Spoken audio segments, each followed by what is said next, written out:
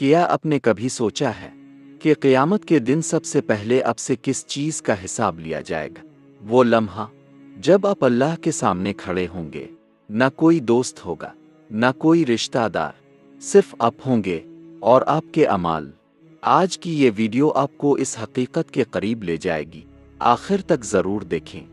دوستو، ہم سب اس دنیا میں مصروف ہیں، کوئی پیسہ کما رہا ہے، کوئی اپنی زندگی سنوارنے میں لگا ہے، لیکن ہم ایک بہت بڑی حقیقت کو بھول جاتے ہیں، اور وہ ہے قیامت کا دن۔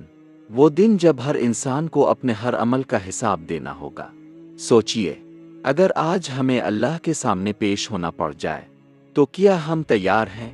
قیامت کے دن زمین ہل جائے گی، پہاڑ ریزہ ریزہ ہو جائیں گے، آسمان پھٹ جائے گا، لوگ خوف میں ہوں گے، ہر انسان کہے گا نفسی نفسی، یعنی مجھے بچاؤ۔ ماں اپنے بچے کو بھول جائے گی، بھائی بھائی سے دور بھاگے گا۔ یہ وہ دن ہوگا جب ہر انسان کو اپنے اعمال کا حساب دینا ہوگا، اور پھر حساب شروع ہوگا، اور سب سے پہلے جس چیز کا حساب لیا جائے گا وہ ہے نماز۔ نماز جو ہم روزانہ پڑھتے ہیں، آج چھوڑ دیتے ہیں۔ اگر کسی انسان کی نماز درست ہوئی تو اللہ تعالیٰ فرمائے گا اس کے باقی اعمال بھی دیکھو، اور اگر نماز ہی خراب ہوئی تو باقی اعمال بھی خطرے میں آ جائیں گے۔ سوچئے، ہم اپنی نماز کو کتنا اہم سمجھتے ہیں۔ اگر انسان کی نماز اچھی ہوئی، وہ وقت پر پڑھتا تھا، دل سے پڑھتا تھا، تو اللہ تعالیٰ اس سے راضی ہو جائے گا، اس کے گناہ معاف ہو جائیں گے، اور اسے کامیابی ملے گی۔ وہ خوش ہوگا اور اس کا چہرہ نور سے بھر جائے گا۔ لیکن اگر نماز ٹھیک نہ ہوئی، وہ اسے چھوڑتا رہا، آسستی کرتا رہا، تو وہ پچھتائے گا۔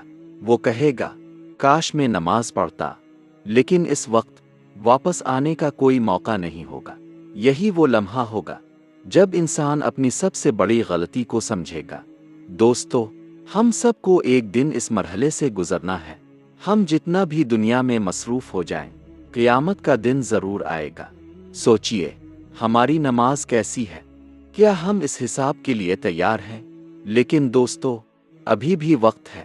اگر ہم آج سے اپنی نماز کو درست کر لیں، وقت پر پڑھنا شروع کر دیں، اللہ سے معافی مانگیں، اور اپنی زندگی بدلنے کا فیصلہ کریں، تو اللہ تعالیٰ ہمیں معاف کر سکتا ہے۔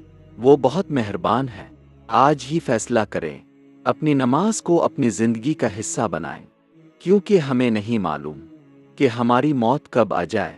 اور اس ویڈیو کو دوسروں تک ضرور پہنچائیں، شاید آپ کی وجہ سے کسی کی زندگی بدل جائے۔ اللہ ہمیں قیامت کے دن کامیاب کرے، آمین۔ اعوذ باللہ من الشیطان الرجیم۔ ارأیت الذی یکذب بالدین فذلک الذی يدع الیتیم ولا يحض على طعام المسكين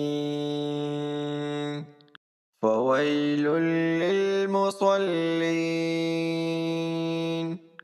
الذين هم عن صلاتهم ساهون الذين هم يراءون ويمنعون الماعون